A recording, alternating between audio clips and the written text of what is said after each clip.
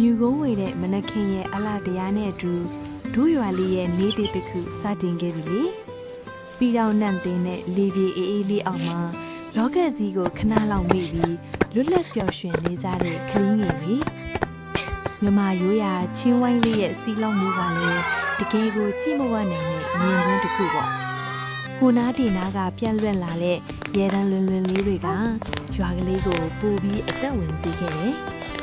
အဘိုးနဲ့အဖွားရဲ့မေတ္တာရိပ်အောက်မှာ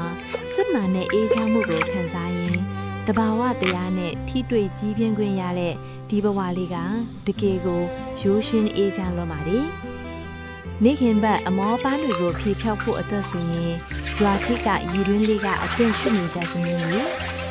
နေဝင်ချိန်တန်လို့လက်ချင်းချီပြီးအိမ်ပြန်ခဲ့ကြတဲ့အချိန်လေးတွေဟာဒါရီအားလုံးက